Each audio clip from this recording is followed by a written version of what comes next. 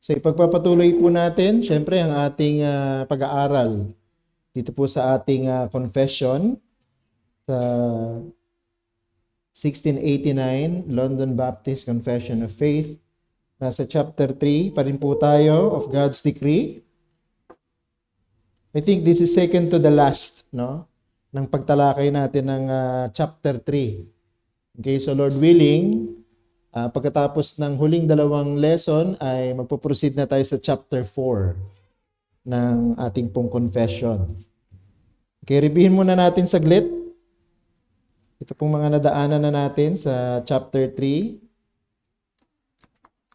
Ayan, so yun po yung mga natalakay na natin. At dito tayo huli, no, sa Roman numeral number 5. Election is free.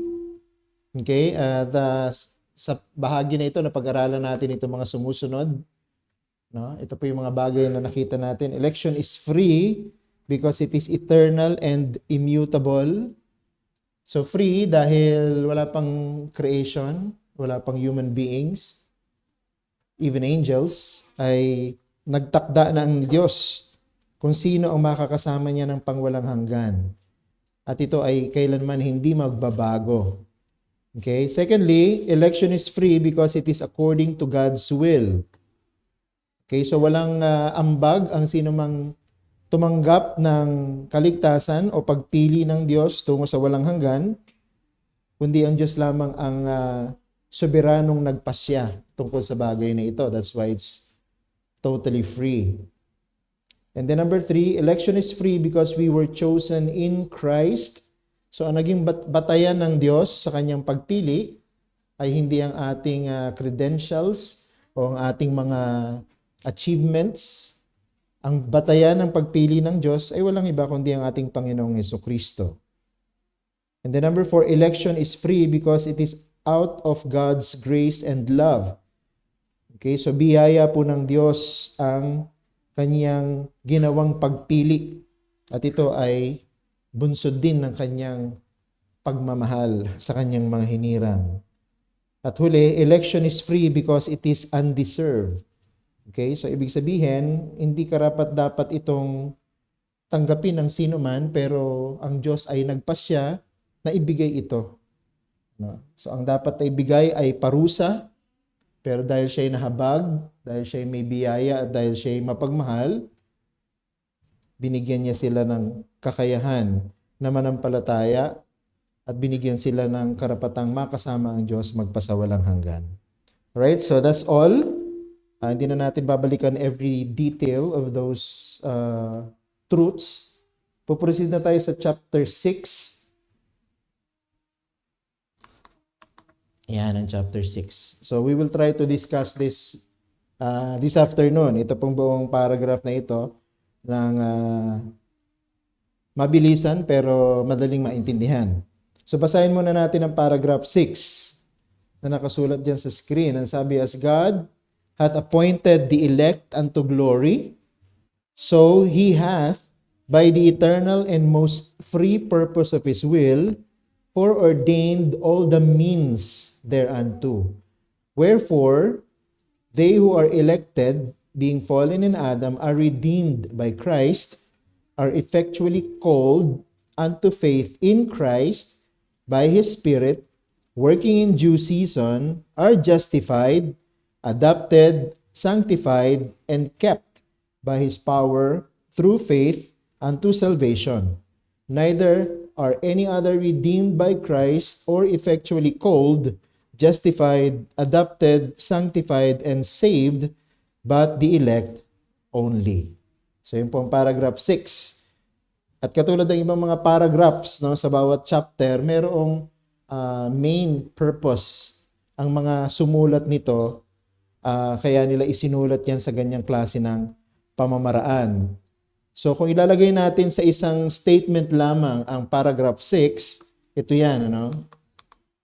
God's decrees include the means towards salvation. Or pwede nating sabihin, God's election include the means also towards salvation. So yung pagpili ng Diyos tungo sa walang hanggang piling ng Diyos, kasama doon ang kanyang mga pamamaraan. Okay? So hindi lang po kung sino ang tatanggap ng buhay na walang hanggan, kasama rin po doon ang pamamaraan na Diyos din ang pumili para itong kanyang mga hinirang tungo sa walang hanggan ay tumanggap ng kaligtasan. Ang ganda, no? Kasi hindi lang po alam ng Diyos kung sino yung kanyang ililigtas, nagbigay din ang Diyos ng pamamaraan kung paano sila'y maliligtas. Note, God did not only ordain the end of the elects, He also ordained the means towards that end. Okay? So dito makikita natin na ang Diyos talaga ay matalino, ang Diyos talaga ay soberano, sapagkat hindi niya lang pinagpasyahan, personal, definite, no? Kung sino yung maliligtas. Pero kasama rin yung pagpaprovide ng pamamaraan kung papaanong yung mga hinirang ngayon ay maliligtas. No? So, ang ganda nito. Sabi dun sa unang sentence ng ating paragraph 6, as God hath appointed the elect unto glory, He hath by the eternal and most free purpose of His will foreordained all the means thereunto. All the means thereunto. Maganda yung sinabi ni Alan Dunn sa kanyang short commentary or exposition ng chapter 3 ng Confession. Sabi niya, not only has God ordained who will receive eternal life, He also ordained how they would receive eternal life. He has not only ordained whom, He has also ordained how. He has not only predetermined the end of all His creatures, the unchangeable decree of God includes the means as well as the end. No? So hindi lamang po pinili ng Diyos kung sino ang maliligtas, nag-provide din siya ng pamamaraan kung papaanong sila ay maliligtas. Ang point natin dito, God did not only choose the final result. Ang ibig sabihin, hindi lang po nilayo ng Diyos na sila'y maligtas, but He also ordained every step that will lead to that salvation. Diba? Napaka-gracious talaga ng Panginoon natin. Kaya nga ang kaligtasan ay biyaya. No? Kasi every step of the way, patungo dun sa kaligtasan, ay pinrepare din ng Panginoon para dun sa kanyang mga hinirang. So several things yung gusto nating i-enumerate dito. Of course, ang pinag-uusapan natin sa paragraph 6, if the Lord ordained even the means towards that end, which is salvation, what are those means? Ano yung mga pamamaraan ng Diyos mismo? Ano yung mga pamamaraan na ibinigay ng Diyos mismo para ang mga hinirang ay maligtas? So isang bagay lang gusto kong linawin before we proceed. Since ang Diyos din ang nag-provide ng pamamaraan kung paano maligtas, wala pong ibang pamamaraan maliban sa mga ito. Okay? Wala pong ibang pamamaraan para maligtas ang sino mang makasalanan maliban dito sa mga ang Diyos mismo ang nag-provide. Ano yung una? Redemption by Christ. So that's the first means. Ano?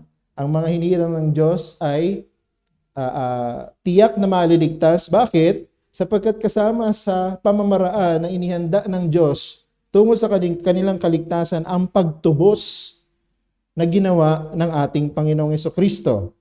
Sabi nun sa ating confession, wherefore they who are elected, being fallen in Adam, are redeemed by Christ. Diba? So doon pa lamang, sinabi merong ipinrovide ang Diyos na mga means towards salvation, and then sinunod ng mga sumulat ng confession, sila na mga fallen in Adam, maliligtas sila by the redemption provided by Christ. So pansinin niyo po, election does not bypass the fall.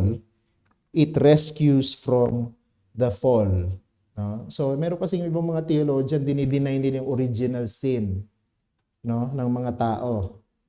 Okay, yung iba naman, sinabi nila, pag nabinyagan ng isang bata, mawawala ang original sin. Hindi po natin pinaniniwalaan ang turo na yon. In fact, tinatanggap natin na totoo na ang tao ay nahulog sa kasalanan. Since the first Adam broke the covenant of works. Ano yung covenant of works? Di ba sinabi ng Diyos, ikaw ay humayo at magpakarami? Di ba? Tapos huwag mong kakainin yung bunga na ipinagbabawal sa puno na ito. So doon pa lamang sa isang utos, nahulog na kasi kinain yung bunga So hindi niya na magagawa yung isa pang utos na magpakarami at punuin ng mundo ng mga nagtataglay ng kaluwalhatian ng Diyos. So yung covenant of works, nasira ni Adan nung unang Adan. At dahil po dyan, lahat ng mga tao, katulad ni Adan, covenant breakers din. So hindi natin dinideny yung katotohanan na yun. Ang lahat ng tao na isinisilang at namamatay sa ibabaw ng mundo ay katulad ng unang Adan. Sila ay covenant breakers. Sila ay likas na makasalanan. At dahil doon, sila na likas na makasalanan, ang tanging paraan para magbalik sila doon sa pagiging covenant faithful or faithfulness to the covenant, kailangan nilang ma-redeem. Kailangan nilang matubos. Okay? At yun ang ginawa ng ating Panginoong Jesucristo. Pero two things gusto kong sabihin to clarify this particular truth. Una, the doctrine of election affirms the doctrine of original sin. Kung hindi natin kikilalanin na mayroong original sin, ibig natin sabihin ng original sin, ito yung tumutukoy dun sa ginawa ni Adan, yung unang Adan sa Hardin ng Eden, na siya naging dahilan kaya ang lahat ng tao sa mundo sa harapan ng Diyos ay makasalanan. Maraming mga talata sa bagong tipan Tulad dito, 1 Corinthians 15:22. Hindi natin pwedeng i-deny, di ba? Sabi ni Apostle Paul, for as in Adam, all die. Sa pamamagitan ni Adan, lahat ng tao ay mamamatay. Di ba? Ang kamatayan ng tao ang isa sa mga pinakamatibay na patunay na tayo ay makasalanan. Kapagkat ang kabayaran ng kasalanan ay kamatayan. At walang taong hindi namamatay. Diba? So it only means that all of us are guilty before the holy God. At dahil doon, dahil tayo guilty, mamamatay tayong lahat. Okay? Romans 5:12, ganun din ang sinasabi.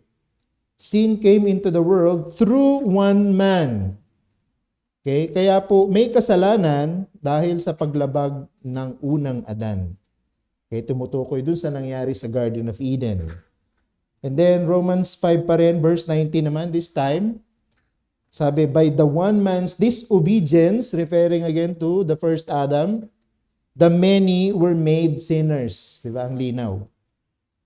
So hindi po dinideny ng doctrine of election ang original sin. It accepts it. And it also offers the solution to it. Di ba? Hindi po dinideny ng turo ng Biblia ng paghirang ng Diyos ang original sin. Ang totoo, kasama sa paghirang ng Diyos ang solusyon sa problema na ito. And that's our second clarification here. Di ba? So ko lang bigyan ng point dito that the guilt of the first Adam was imputed to the whole human race. I think that's the technical term, imputation. Sabihin ng iba, wala naman ako doon sa Garden of Eden, ba't ako nadamay? Diba? Dapat si Adan lang, tsaka si Eva, kasi sila naman yung nandun. Wala pa naman ako nun. Ang term naturo sa atin sa Biblia, imputation, ibig sabihin, yung mga talata na binasa natin, kung ano yung kasalanan o guilt ni Adam doon sa garden, itinuring na guilt ng lahat ng tao. Okay? Ang guilt ni Adan, guilt na rin nating lahat. Ang kasalanan ni Adan, kasalanan na rin nating lahat. Kaya hindi natin pwedeng takasan yung kasalanan, no? Kasi pinagbubuntis pa lang tayo sa sinapupunan, taglay na natin yung kalikasan na yon. Taglay na natin, imputed na. Okay? Sa atin, ang guilt ng first Adam, including, of course, dun sa guilt na yon, yung parusa sa kasalanan. So, anong hope natin? Kailangan masolusyonan itong problema na ito ng original sin. Anong solution sa original sin?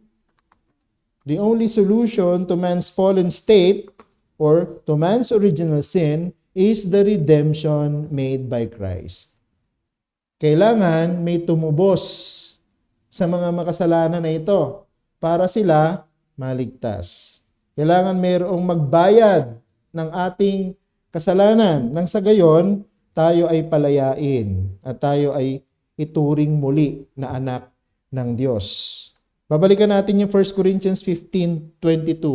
Hindi kasi natapos yun doon sa binasa natin kanina. Kung itutuloy mo. In Christ shall all be made alive. No? Kung sa unang Adan ang lahat ay namatay, sa pamamagitan ni Kristo na huling Adan, ang lahat naman ay mabubuhay. Ang ganda ng gospel reality doon. No? Ang isang hindi mananampalataya, sabi ni Apostle Paul, patay sa kanyang kasalanan at pagsalansang. Pero ang isang taong naging mananampalataya o naging born again, binuhay. No? Binuhay na muli. Kaya ang term ng John chapter 3, born again. Okay? So yan sinasabi dyan. Ano? Dahil sa ginawa ng Panginoong Jesucristong pagtubos, yung mga mamamatay dapat nagkaroon ng pag-asang magkaroon muli ng buhay.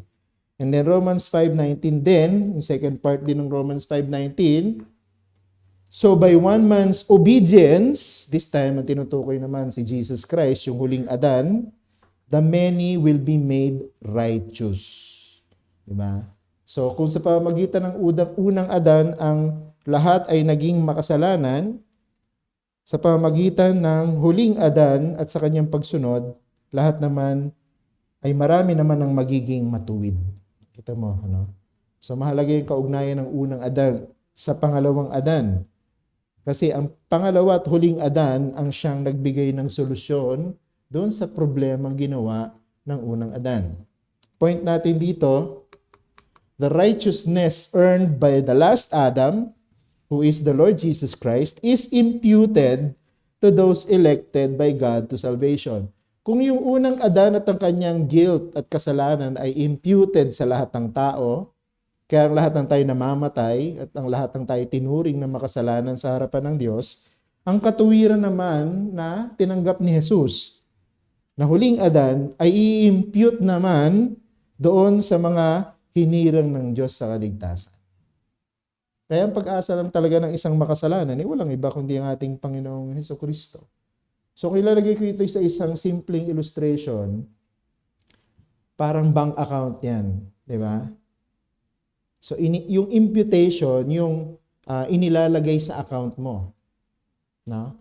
Yung katuwiran ng ating Panginoong Jesucristo, kanya yon, pero dahil sa ating pananampalataya, idinideposit sa ating account. Itinuturing na sa atin. Kaya yung kaluwalhatian na yon, totoong hindi sa atin, pero sa mata ng Diyos, itinuturing ng atin. No? Sapagkat inilagay sa ating account. Yun yung ibig sabihin ng imputation, imputed, ano? Itinuring na atin. So hindi na puro utang ang nakalagay, no, sa ating pangalan, kundi tumanggap tayo ng credit, no, sa pamamagitan ng pag-i-impute ng katuwiran ng Panginoon sa atin. Yung 2 Corinthians 5:21 yung pinakamalinaw na talata, no, na di-describe nitong dalawang katotohanan na ito. Sabi diyan, for our sake He made him to be sin who knew no sin, so that in him we might become the righteousness of God. So dito makikita mo yung double imputation na tinatawag ng mga theologians. So yung unang imputation, yung kasalanan natin, itinuring na kasalanan ni Jesus. No? At yun yung binayaran niya sa krus. At nung binayaran ni Jesus sa krus ang ating kasalanan, tinanggap niya yung katuwiran ng Diyos. At yung katuwiran ng Diyos na yun na tinanggap ng ating Panginoong Jesucristo, ang siya namang itinuring na atin. No? Kumbaga, yung kasalanan natin, pinatong kay Jesus, binayaran niya sa krus, tumanggap siya ng katuwiran dahil doon. Nalugod ang Diyos sa kanyang ginawa. At yung katuwiran na yon na kay Jesus, itinuring na atin. Yan sinutulo ng talata na yan, 2 Corinthians chapter 5, verse 21. Ito yung nangyayari sa buhay ng isang makasalanang na born again. Okay? Kaya, hindi na talaga siya totally new person. Diba? Hindi na siya katulad ng dati. No? Kung dati, siya ay nabubuhay sa kadiliman, masuwayin, mamamatay sa kanyang kasalanan. Nang siya ay nagkaroon ng kaugnayan kay Kristo, siya na ay inilipat sa liwanag, pinatawad, nagkaroon ng buhay na walang hanggan. No? Ngayon ay may karapatan tumawag sa Diyos na Ama. Okay? So that's the first mean o pamamaraan na binigay ng Diyos para ang mga hinirang ay maligtas, redemption by Christ or yung pagtubos na ginawa ni Jesus. Pangalawa, yung pamamaraan na pinrovide ng Diyos for the sake of the elect, effectual calling. Doon sa ating confession nakalagay, are effectually called. Okay? Note, God will eventually call those whom He has elected to eternal life. Yung kanyang hinirang na tatanggap ng buhay na walang hanggan, tatawagin niya. Okay? Tatawagin niya tungo sa kaligtasan. Tingnan yung 2 Thessalonians chapter 2, verses 13 to 14.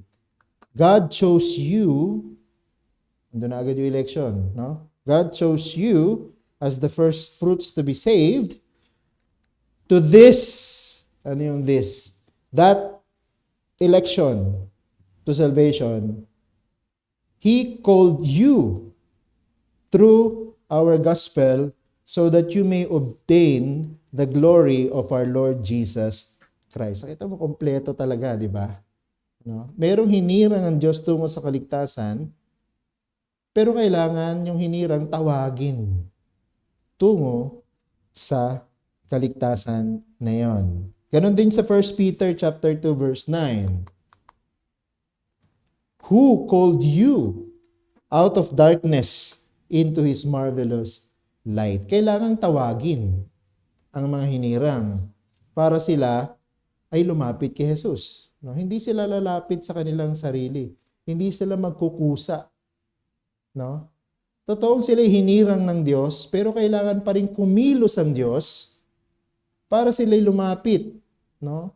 At ang unang ginagawang pagkilos ng Diyos, itong tinatawag na effectual calling o yung mabisang pagtawag tungo sa kaligtasan. So, dalawang bagay. Gusto ko ibigay na clarification dito sa point na ito. Una, God calls the elects through the preaching of the gospel. Ito yung unang step, tawag ng mga theologian, external call. Okay? So, tumatawag ang Diyos sa pamamagitan ng pangangaral ng Ebanghelyo. No? Kaya yung pangangaral natin, para sa lahat ng tao, wala tayong pinipili. You know? Siyempre, hindi naman natin kilala kung sino yung elect, di ba? At saka hindi tayo yung tumatawag sa kanila para maligtas. Ang Diyos ang tumatawag sa kanila. Tayo lang yung nagpapangaral ng Ebanghelyo. At sa pamamagitan ng pangaral ng Ebanghelyo na yan, tinatawag ng Diyos ang kanyang mga hinirang.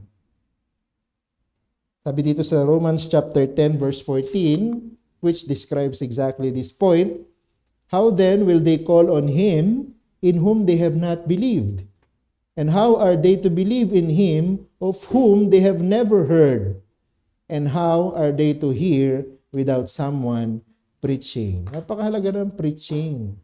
Okay? And pag sinabi nating preaching dito, hindi lang yun nandito sa likod ng pulpito. Pag sinabi nating preaching, that's proclamation of the gospel. So yung pag-share mo sa friend mo ng gospel, preaching na din ng gospel yun. You are proclaiming the gospel to your friend. Diba? Pag nagbibigay ka ng tracts, it's also proclamation because you are proclaiming the gospel to that person through printed material nga lamang. Diba? Yung radio, ganun din. No? Yung mga missionaries na pumupunta sa mga liblib na mga lugar na nangangaral ng Ebanghelyo, that's the same thing, preaching the gospel. At dito sa pamamagitan ng pangangaral na ito, tinatawag ng Diyos ang kanyang mga hinirang. Point. No one comes to Christ without first hearing the gospel message. Wala pong naliligtas na hinirang ng Diyos na hindi napakinggan ang ebanghelyo. Diba? Siguro ang tanong na papasok dito, paano yung mga hindi makaintindi tulad ng mga Mongoloid? Meron bang naliligtas sa mga Mongoloid, sa mga may abnormalities sa kanilang brain?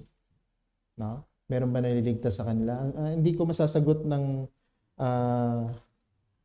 direct na ang tawag dito, yung strong na yes, yung tanong na yon, kasi Diyos lang ang nakakaalam. Pero kaya ba ng Diyos magligtas na mga ganon? Kaya ng Diyos. Na pamanong pamamaraan, hindi na nga lang sa pamamagitan ng ordinary means of grace o ordinary means which is preaching. Kasi hindi nga nila naiintindihan. So pwedeng may pamamaraan ng Diyos supernaturally on how to save kung sino man yung elect doon. Pero Diyos na rin ang may paraan at may kakayahan na gawin yon. Okay? So hindi natin pwedeng i-condemn yung mga mentally challenged, no? O yung mga undeveloped yung brain nila na lahat sila pupunta sa impyerno. That's very heartless, no? And inconsiderate. Siguro hindi natin masasagot kung papaanong ililigtas ng Diyos, no? Pero alam natin kaya ng Diyos because with God there's nothing impossible. Diba? Ayan ang sinasabi ng salita ng Diyos. But for the normal people, no? Kahit bulag yan, no? Kahit bingi yan, no? May pamamaraan, no? Sa mga bulag nga, 'di ba? Braille, 'di ba? Pwede sila doon. Yung mga bingi, sign language. 'Di ba? Yung iba nagbabasa ng labi habang nagsasalita. So, kailangan makarating sa kanila yung gospel, yun yung point. Okay? Kailangan makarating sa kanila. No? Kaya dapat ang church ginagamit niya yung lahat ng possible means para maiparating yung gospel. 'Di ba? Sa mga tao na ito. Kasi yun lang ang pamamaraan para tawagin sila ng Diyos. Hindi naman tatawagin ng Diyos yan sa panaginip. No? Hindi naman bubulungan ng Diyos yan sa tenga nila. No? Tatawagin ng Diyos yan sa pamamagitan ng pangangaral ng ebanghelyo. And then secondly, I think this adds explanation to the first point. No? Those who are elected to salvation will eventually understand and accept the gospel message as true. So kung talagang hinirang ito ng Diyos, magpapadala ang Diyos sa kanya ng kanyang mensahero sa pamamagitan ng pangangaral ng ebanghelyo sa kanila. At kung sila ay ililigtas na ng Diyos, mauunawaan nila at tatanggapin nila ang ebanghelyo na totoo. May intindihan nila yung gospel. Siguro dati naririnig na nila pero baliwala lang sa kanila, hindi mahalaga sa kanila, dinidismiss lang nila. Pero pag dumating na yung tamang panahon na ililigtas sila ng Diyos, it's the very same gospel. Wala namang magbabago eh. Iisa lang naman ang gospel. Kaya lang ang kaibahan, may intindihan nila yung mensahe ng ebanghelyo at tatanggapin nila na ito ang totoong paraan ng kaligtasan. Example, dun sa Acts chapter 16, verse 14. One of them was Lydia from Thyatira. As she listened to us, the Lord opened her heart and she accepted what Paul was saying. So ito pong si Lydia, kasama ng maraming mga babae na nagagather for that particular prayer meeting. Lagi na nilang ginagawa yon, no? So siguro, kasama sa prayer meeting, nag-aaral sila ng kasulatan. No? Siyempre gusto nila lalaki ang magtuturo sa kanila. Pero kung walang lalaki, babae na rin ang nagtuturo. Kasi puro naman sila babae. Di ba? Nung minsan si Paul at ang kanyang team, minapadaan doon, nakita nila, nag-join sila sa prayer meeting. Mga lalaki, so ni-request na sila yung magturo ng kasulatan. Siyempre si Paul, yung teacher sa grupo na yon, siya nagturo ng kasulatan. At nang nagtuturo na si Pablo, ayan ang nangyari. Kumilos ang banal na espiritu sa puso ni Lydia at binuksan ng Panginoon yon. Kaya niya naintindihan Ang ibig sabihin ng kasulatan na nagtuturo dun sa Mesyas o nagpapakilala ng Mesyas at tinanggap niya ito. Diba? So, iyan ang mabisang pagtawag. Pagka ang Diyos pinagpala ang pangangaral ng Ebanghelyo at naging mabisa, yung kanyang hinirang, maiintindihan ito at tatanggapin na ito lamang ang paraan ng kaligtasan. Point. Those elects who are effectually called through the preaching of the gospel will definitely believe. Okay? Kaya nga siya effective calling. Ibig sabihin, kaya mabisa dahil yung nakapakinig ng pangaral ng Ebanghelyo, dinala ng Espiritu sa pananampalataya sa ating Panginoong Jesucristo. Right? Number 3. So bukod sa redemption na ginawa ng Panginoong Jesucristo, effectual calling. Pangatlo, faith in Christ. Ito rin yung isang pamamaraan na ipinagkaloob ng Diyos. Sabi dun sa confession, itutuloy natin, unto faith in Christ. Unto faith in Christ. So those who are effectually called through the gospel will be converted.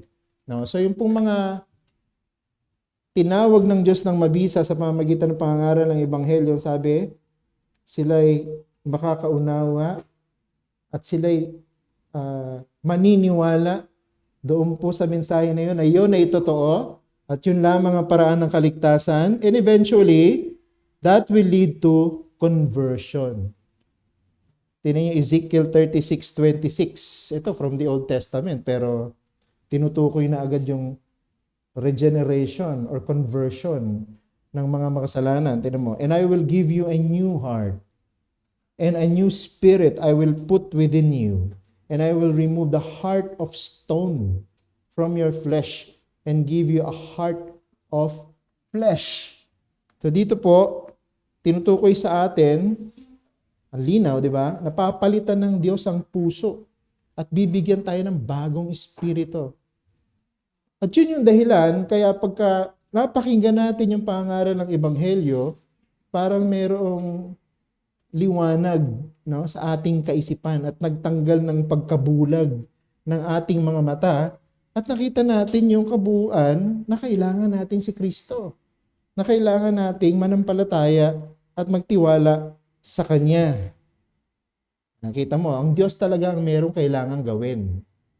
No? Hindi talaga tayo Wala tayong kayang gawin. At maliban na gumawa at kumilos ang Diyos, saka lang tayo maliligtas. Ang point natin dito, dalawang talata, dalawang explanation. Una, elects who are dead in their sins are made alive first. Yung sinabing, bibigyan ko kayo ng bagong puso at bibigyan ko kayo ng bagong spirito sa loob ninyo. It's another way of saying, I will make you alive. I will give life back to you. Diba? So, patay kasi, diba? Sabi ng salita ng Diyos, Ephesians chapter 2 verse 1. Dati tayo yung mga patay sa ating kasalanan at pagsalansang. So, we are spiritually dead. So, sa Ezekiel din, makikita mo doon yung valley of dry bones. Diba? Ganun ang kalagayan ng mga tao spiritually. We are dead. We are lifeless. We cannot respond talaga to the gospel or to anyone else spiritually. Kailangan talaga ang solusyon para magkaroon tayo ng ability to respond, mabuhay. Yun lang naman di ba? Pag nire-resuscitate mo yung isang patay, no? Hanggat hindi yan bumabalik sa buhay niya, mabuhay, hindi po yan magre-respond. Okay? Pero yung nire-resuscitate po, buhay pa yun Siguro tumigil lang yung tibok ng puso, pero may pulse pa. Kaya nire-resuscitate para mabuhay.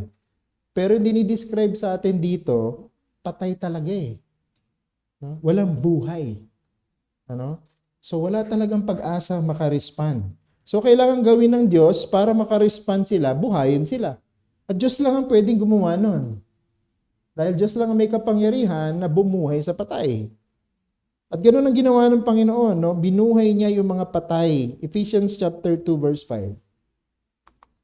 Sabi diyan, even when we were dead in our trespasses, Ephesians 2:1 din yung sinasabi, made us alive together with Christ. So patay ka. Yan ang kalagayan ng isang unbeliever.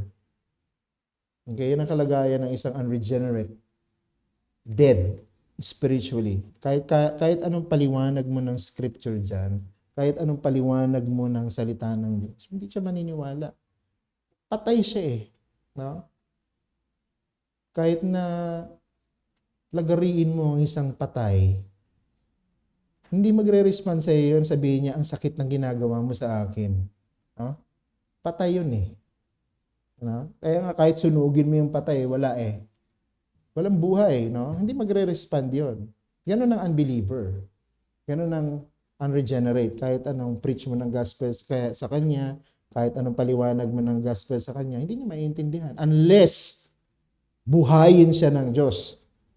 Diba? Colossians chapter 2 verse 13. Ganyan din ang sinasabi. And you who were dead in your trespasses and the uncircumcision of your flesh, God made alive together with Him. Diyos lang ang pwedeng bumuhay.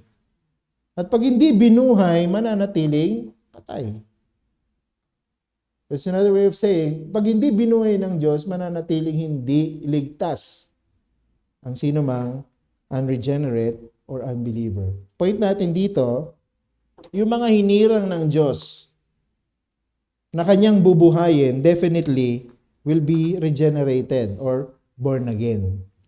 No? Kaya nga siya na born again. Dahil binuhay siya ng Panginoon from being dead spiritually. Unless God does that, ang isang tao mananatiling unregenerate, dead spiritually.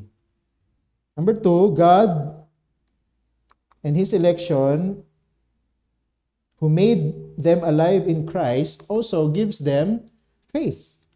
No? So yung mga binuhay ng Panginoon mula sa pagiging patay, meron na ngayong kakayahan na maniwala. Hindi ba dahil kaya siya naniniwala dahil binuhay? Hindi. Kaya siya naniniwala at nananampalataya, binigyan siya ng Diyos ng kakayahan na manampalataya. Kaya nga sabi dun sa Ephesians chapter 2 verse 8, di ba? For by grace you have been saved through faith, and this is not your own doing, it is the gift of God. So sabi ng mga exegetes, yun daw, it is the gift of God ay tumutukoy doon sa biyaya ng Diyos tungo sa kaligtasan. Tama naman yun. Pero kasama yun, doon sa biyaya ng Diyos tungo sa kaligtasan ang pananampalataya. Kaya, yung kakayahan na manampalataya, biyaya din ng Diyos, gift din ng Diyos yan. So kasama yan doon sa, kumbaga, complete package eh. Kasama sa pagbuhay ng Diyos sa isang patay, binigyan din siya ng kakayang manampalataya. Hindi pwedeng buhayin ng Diyos ang isang patay tapos hindi siya mananampalataya. No? Kaya nga siya binuhay ng Diyos para bigyan din ng kakayahang manampalataya. Yung mga binuhay ng Diyos, tiyak na mananampalataya. Philippians 1:29.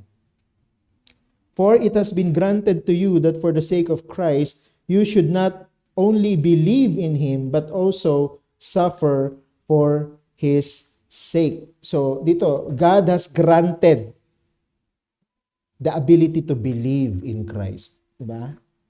Binigay lang ng Diyos yun. No? Kaya, hindi pwedeng sabihin ng Diyos na, ng tao na, meron akong contribution dahil nanampalataya ako. Batatanong, paano ka naligtas? Kasi nanampalataya ako sa Panginoong Jesucristo. Okay. Tama yun, nananampalataya tayo sa Panginoong Jesucristo. Ibig sabihin, umaasa tayo na siya lang ang paraan ng kaligtasan. Pero, hindi atin yung kakayahang manampalataya.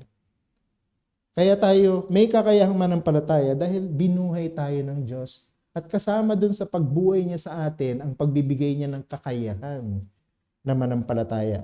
Kaya hindi yung pananampalataya natin ang dahilan kaya tayo naligtas.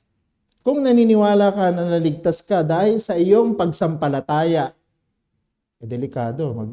mag-examine ka ng sarili mo, baka mamaya ang salvation mo by works pa din. No? Ibig sabihin ng by works, gawa mo pa rin yung dahilan kaya ka naniniwalang ligtas ka. Hindi. Hanggat hindi ka naniniwala na kahit yung pananampalataya mo ay bigay lang din ng Diyos, hindi totoo yung kaligtasan na experience mo. Baka akala mo lang ligtas ka. Sabi kasi dito, it is God who gives that faith. It is God who grants that ability to believe. Point, only those who are regenerated can respond to the gospel with saving faith. Okay? So yung pong mga binuhay lang, na born again lang talaga ng totoo, ang pwedeng mag-respond sa gospel, pwede kasing dayain to. No? Pwedeng dayain ito. At maraming dumadaya dito. No? Na paniwalaan mong ligtas ka kasi nanampalataya ka sa Panginoong Jesucristo. O ginawa na ng Diyos ang lahat para maligtas ang mga makasalanan. Ikaw na lang yung hinihintay, kailangan mong manampalataya. Marami pong nagtuturo ng ganun. Diba? Na nilalagay sa kamay ng tao ang kakayahan na maligtas siya. No? Sa pamamagitan ng pagmamanipulate sa kanila na kailangan mag-respond, kailangan manampalataya ka, kailangan maniwala ka. Dito sa pinapangaral natin para maligtas ka. Sino ba naman ang ayaw maligtas? Meron bang taong ayaw maligtas? Kaya pag nagtanong ko sa mga tao, gusto mo bang maligtas? Siyempre sasagot nila, oo, gusto ko maligtas. Pero hanggat hindi kumikilos ang Diyos, hindi siya mabubuhay mula sa pagiging patay, at hanggat hindi siya binubuhay ng Panginoon, hindi siya magkakaroon ng kakayang manampalataya. Kasi yung pananampalataya, bibigay mo din yung buhay mo kay Jesus eh. Kaya nagkaroon ng controversy, ang pinaka naging kilala dito si John MacArthur nung nabubuhay pa, bata-bata pa siya. Yung tinatawag na lordship controversy. Kasi marami nagsasabi, pwede ka namang maligtas basta nagsisi ka lang ng kasalanan mo at nanampalataya ka. Okay na yun, ligtas ka na. Sabi ni John MacArthur, hindi. Kailangan, totoo na kailangan mo magsisi at manampalataya, pero kailangan mo rin magpasakop sa pagiging Panginoon ni Jesus. Hindi pwedeng maligtas ang isang taong nananampalataya at nagsisisi, pero ayaw maging Panginoon si Jesus ng buhay niya.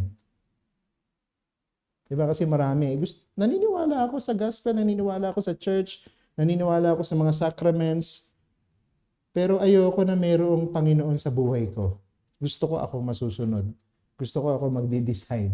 Gusto ko ako yung maglalagay ng direksyon sa buhay ko. Pagka sinimulan mo na sabihin sa akin at ipilit sa akin na kailangan mong sundin si Jesus, out na ako.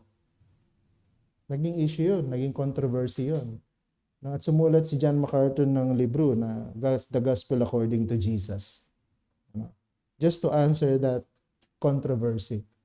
Sa scripture, hindi pwedeng sabihin at angkinin ng isang tao na siya iligtas kung siya nananampalataya lamang ang nagsisisi pero ayaw magpasakop kay Jesus.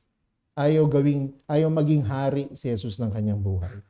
So, sino man na binigyan ng Panginoon ng kakayahan na mabuhay at manampalataya, mayroon silang saving faith because papasakop din sila sa Panginoon ng kanilang buhay bukod sa pananampalataya at pagsisisi sa kasalanan. Number 4,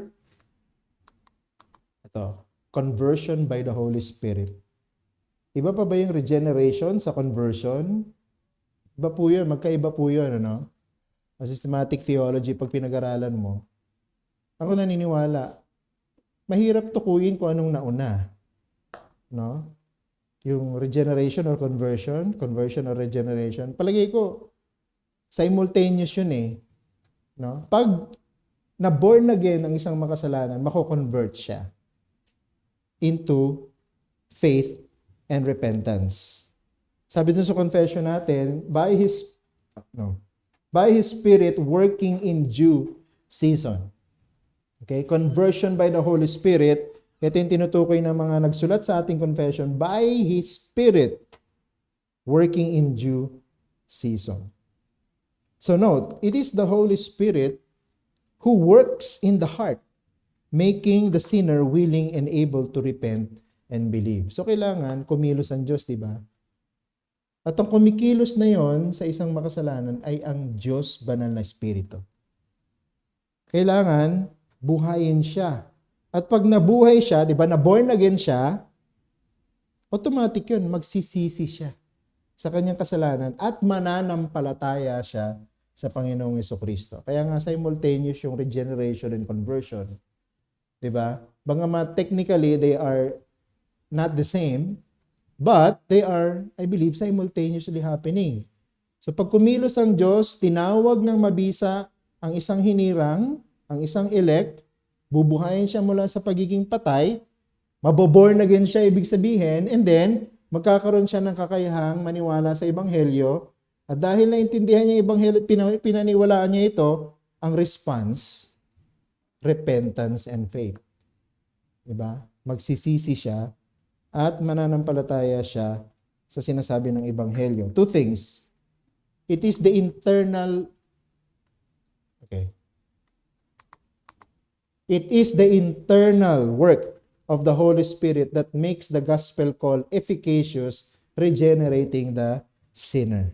Kailangan kumilos yung banal na Espiritu. So yung nagbibigay ng bisa sa Ebanghelyo, yung banal na Espiritu. Kaya makikita mo sa Book of Acts, di ba, yung ministry nila Apostle Paul, nandun yung Holy Spirit talaga. Kasama nila towards planting churches. Bakit? Sapagkat yung Holy Spirit ang nagbibigay ng bisa sa pangangaral ng Ebanghelyo para tawagin at maborn again ang mga hinirang ng Diyos. Bawa, Titus 3:5. He saved us by the washing of regeneration and renewal of the Holy Spirit. So it's the Holy Spirit, no? It is the work of the Holy Spirit, no, to call, to make us alive, no, to make us born again, to give us faith para tayo ay magsisi at manampalataya sa Panginoon. Secondly, only those regenerated by the Holy Spirit will obey the gospel demand of repentance and faith. Yung kasing pagsisisi at pananampalataya, yan ang demand ng gospel. Hindi tayo pwedeng mangaral ng Ebanghelyo na hindi tayo tumatawag sa kanila na magsisi at manampalataya. Kasama po yun. Hindi kumpleto ang pangangaral ng Ebanghelyo kung sasabihin mo lang mayroong pag-asa ng kaligtasan sa pamamagitan ni Jesus at ng kanyang ginawa sa krus. Tama yun, kulang yun. Anong kailangan mong gawin? Magsisi at manampalataya. Mark chapter 1 verse 15, ito yung laman mismo ng pangangaral ng Panginoong Jesucristo. Sabi, diba? The time is fulfilled. The kingdom of God is at hand. Repent and believe in the gospel. So magkasama talaga yun, kambal yung repentance and faith. No? Sa preaching natin ng gospel, yan, Panginoong Jesucristo, nagpipreach ng gospel about the kingdom. At sinasabi niya, repent and believe in the gospel. So kasama yun, demand ng gospel yun. Kasama sa gospel call, yung magsisi ka sa iyong kasalanan at manampalataya sa ating Panginoong Jesucristo. So sabihin, anong pagkasalanan ng pagsisisihan ko? Lahat ng kasalanan. Kasama na yung kasalanan ng pagpipilit mo sa sarili mo ng paraan mo ng kaligtasan. Kasama yung pagsisihan mo. No? At manampalataya ka na si Jesus lang ang kaligtasan. Point, unless the Holy Spirit converts a sinner, he will never come to faith in Christ. Okay? So, hindi po talaga. Yung, magkakadugtong po yun. No? Pagka po ang Diyos, tumawag ng kanyang hinirang, gagamitin yung pagtubos ng Panginoong Jesucristo bilang puso ng kanyang mensahe, at tatawagin niya ng mabisa sila, at pag tinawag ng mabisa, mabubuhay sila mula sa pagiging patay, and then what's the next step? They will repent and believe. That's conversion. By the work of the Holy Spirit. Diba? So makikita mo, dugtong-dugtong ito. Hindi po magkakahiwalay ito exclusive from each other, kundi sila po ay magkakadugtong, magkakasama po ito. No? Ito mga tinatalakay natin na ito. And then lastly, syempre, pagka isang hinirang ay tinawag ng Diyos na mabisa, binuhay ng Diyos o na born again, kaya siya nanampalataya at nagsisi sa kanyang kasalanan, ano susunod? Tatanggapin niya ang lahat ng pagpapala ng kaligtasan. Yun yung huli. That's the blessings of salvation. Now, after a sinner is effectually called and converted by the Holy Spirit, he will receive the rest of the salvation blessings. Ano yung mga tinutukoy ditong salvation blessings sa ating confession? Una, justification. Diba? Sabi, just and are justified. Meaning, after the righteousness of Christ is imputed to the sinner by faith, he will be declared by God as no longer under condemnation. Siyempre, hindi ka na guilty. Kung yung katuwiran ni Jesus na kanyang nakamit, no, dahil sa kanyang perpektong pagsunod, ay itinuring na sa iyo dahil sa iyong pananampalataya sa Panginoon. Ikaw na dating may sala at parurusahan, ngayon ay tuturing na walang sala at palalayain. So yun ibig sabihin ng justification. No? It's a legal term. Okay? So, pinawalang sala. Kumbaga sa korte, you are no longer guilty beyond reasonable doubt. Romans 5:1. Ano sabi dyan? Therefore, since we have been justified by faith, we have peace with God through our Lord Jesus Christ. So that's justification. Peace with God. No? God is no longer angry at you. God is no longer wrathful against you. God has forgiven you. And then, Romans 8:1, this is therefore, or there is therefore now no condemnation for those who are in Christ Jesus. Diba? Kung ikaw ay na kay Kristo na, may kaugnayan ka na kay Kristo sa pamamagitan ng pananampalataya, wala ka na sa ilalim ng hatol ng Diyos. You are now free. No? You are now free. And then the next, adoption. Hindi ka lang pinawalang sala, ikaw din ay kinupkop o inampon ng Diyos. Meaning, believers of Christ are accepted by God as His children and heirs of eternal life. So dahil ikaw ay pinawalang sala na, pinalaya na mula kay Satanas, ngayon ikaw ay anak na ng Diyos. Itinuring na anak ng Diyos. Kinupkup na ng Diyos. Inampon na ng Diyos. Diba sa mga pelikula at mga telenovela, pangit yung ampon. Uy, ampon ka lang. Diba? Alala ko tuloy yung batang. Nag-aaway sila ng kapatid niya. Uy, ampon ka lang. Paiyak niya yung ate niya eh. No? Kasi negative yung impression ng mga Pinoy sa salitang ampon. Pero that's a very biblical term. And it's a very beautiful term. Tayong mga mananampalataya ni Jesucristo ay inampon ng Diyos. Ibig sabihin, hindi niya tayo anak. Hindi tayo talaga anak ng Diyos. Dapat nga sa atin, tapon sa impyerno, di ba? But God decided to elect many doon sa mga dapat itapon sa impyerno at hindi lang tinubos, kundi inampon, isinama sa kanyang pamilya. At syempre, dahil kasama na sa pamilya ng Diyos, binigyan ng mana na buhay na walang hanggan. Diba? Ephesians 1:5. He predestined us for adoption. So kasama talaga sa election yung adoption. Kumbaga, yung mga hinirang ng Diyos bago pa manilikha lahat, patungo sa pagkupkup, patungo sa pag-aampon sa Kanya. To Himself as sons, and of course daughters, through Jesus Christ. And then Galatians 4:5, to redeem those who were under the law so that we might receive adoption as sons. So yung redemption talaga ng ating Panginoong Jesucristo, yung very number 1 point na tinalakay natin, is towards the purpose of what? Adoption of those who are elected. Diba? Kita mo yung blessing ng kaligtasan talaga. Kompleto eh. No? Kompleto talaga. And then, hindi lang yan. No? May pangatlo pa. Sanctification. Sanctify. Anong meaning nito? It is the Holy Spirit who also progressively transforms the elects to become holy. Hindi lang tayo pinatawad, tinubos, binuhay, binigyan ng kakayahang manampalataya sa ating Panginoong Jesucristo. Maglagak ng buhay natin sa Kanya. Pinawalang sala dahil sa ginawa ng pagtubos ng ating Panginoong Jesucristo, tayo rin po'y ginagawang banal. No? Progressively, we are being transformed to become holy. Kaya yung sanctification, hindi katulad ng justification. Yung justification, one time yun eh. Sinabi ng Panginoon, hindi ka na guilty.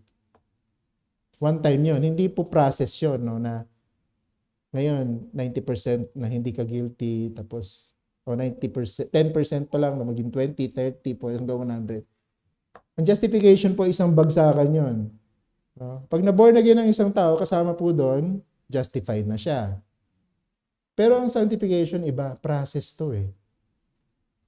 So pagka na-born again ka, justify ka na nga. Diba? Hindi ka nahahatulan. Pero, nananatili ka pa rin sa mundo ng makasalanan. At dahil nasa mundo ka ng makasalanan, binabago ka ngayon ng Diyos para maging banal. Diba? Para maging masunurin. No? Para magpasakop sa kanyang kagustuhan. Galatians chapter 4 verse 5. Oh, no.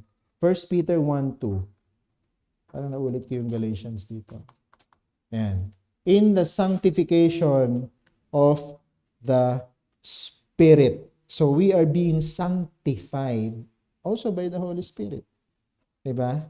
Siya rin ang naglilinis sa atin at gumagawa sa atin upang maging banal.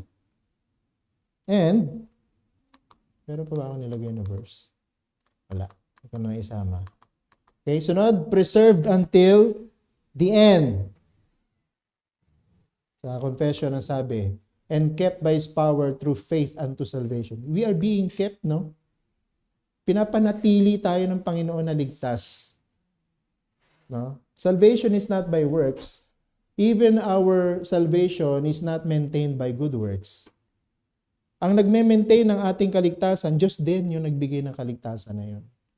Meaning, believers are preserved by God's power and will persevere to the end. So ito yung pinaniniwalaan natin sa tulip, the perseverance of the saints.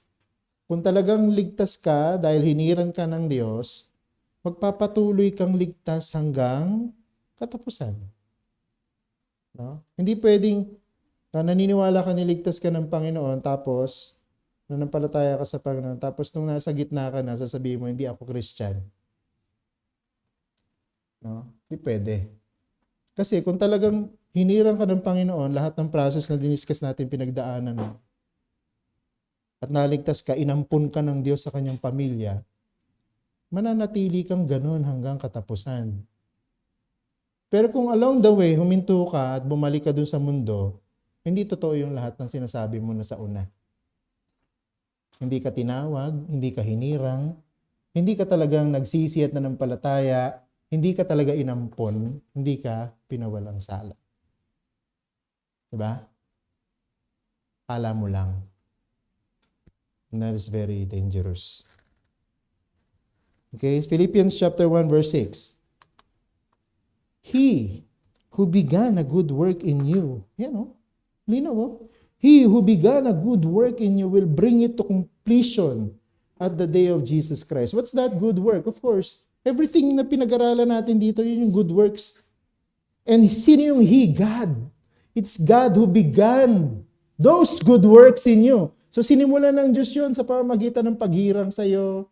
Diba? Lahat yun, pagbibigay ng paraan ng katubusan ni Kristo, pagtawag sa iyo, diba? Pagbo-born again sa iyo, pagbibigay sa iyo ng pananampalataya para magsisi at maniwala kay Kristo, pagampun sa iyo, no? Pagpapawalang sala sa iyo. Lahat yun, Diyos ang gumawa. Lahat yun, good works na sinimulan ng Diyos sa iyo. Ang sabi diyan, He will also bring it to completion. Tamang mabuti. Kung ano sinimulan ng Panginoon, tatapusin niya. Kaya hindi mo pwedeng sabihin, yung sinimulan ng Diyos, tatapusin ko. Hindi pwede. Diba? I think that's the worst kind of blasphemy. Sinimulan ng Diyos, tapos tatapusin mo. Pwede. Mangilabot ka. Diba? Kasi sabi niya, kung anong sinimulan ng Diyos, tatapusin niya hanggang sa araw ni Jesus. Hanggang sa huling paghukom. Diba? Yung huling paghukom, yun ang dulo na talaga. Kahit mamatay ka, hindi pa yun ang katapusan. Babalik pa si Jesus at huhukuman tayong lahat. Diba? And then 1 Corinthians chapter 1 verse 8. Who will sustain you to the end, guiltless in the day of our Lord Jesus Christ. Tinan mo. He will sustain you to the end, guiltless in the day of our Lord Jesus Christ. In conclusion, yan. Christ's saving work was intended to actually save a specific people chosen by God. So lahat ng ginawa na ito ng Panginoon from beginning until the end, even the perseverance until the day of Christ, for a specific chosen people. Salvation belongs only to the elect. So yun yung sinasabi sa atin na particular redemption or definite atonement. So meron talagang specific people ang pinili ng Panginoon para tumanggap ng buhay na walang hanggan. No? At yun yung ipipreserve niya hanggang sa katapusan. Yun yung huling bahagi ng confession natin. Dito ako magtatapos. Neither are they or neither are any other redeemed of Christ or effectually called, justified, adopted, sanctified, and saved, but the elect only. Kaya naniniwala tayo sa doctrine of election. Yun yung pinili ng Diyos para dalhin sa walang hanggan. Okay? Question po. That ends paragraph 6 of our confession chapter 3. Okay, so Lord willing, susunod yung last paragraph, and that will be the last paragraph of chapter 3 para makamove on na tayo sa chapter 4 ng ating confession. And after that, 30 more chapters. Marami pa tayong pag-aaralan. Okay, question. Tungkol dito, sa topic na ito. Kaya pag naintindihan mo yung doctrine of election, is a very beautiful, sobering doctrine. No? Dapat yung mga nananampalataya sa mga katuruan na ito, ma-encourage. Diba? Macha-challenge na magpatuloy. No? Kasi pananatilihin ka ng Panginoon hanggang sa katapusan. At hindi natin dapat ipagmamalaki na hinto muna ako, no? Popos muna ako, magpapahinga muna ako. That's not something that we should be proud of. No? You're simply saying that you're not saved. Hirap nun. Yung iba nga pinipilit nilang sabihing ligtas sila eh. Di ba? Tapos meron naman pinipilit na hindi sila ligtas. It's a very dangerous thing to say. Question.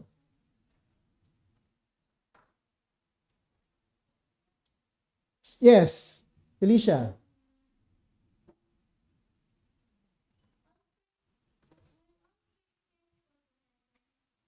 Yes. All Christians will go to heaven. No? This is basically what we are studying, di ba? All of those elected by God will become Christians eventually. And when they become Christians, they will be preserved until the day of Jesus Christ.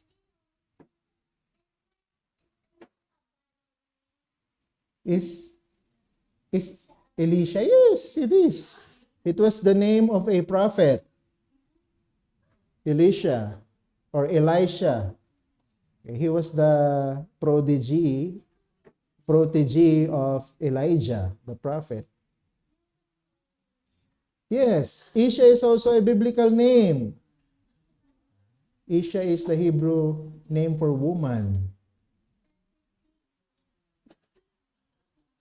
That's Hebrew, yes. Hebrew name, Hebrew word for woman.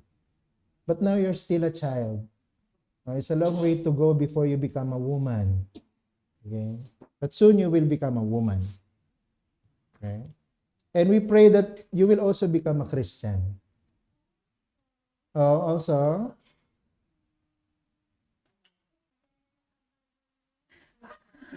yeah, it's also a biblical name, Jaira. No, it's not. It's a political name. Okay? It's not a Bible name. Okay? Any other question connected to our topic? But thank you for your questions, Isha.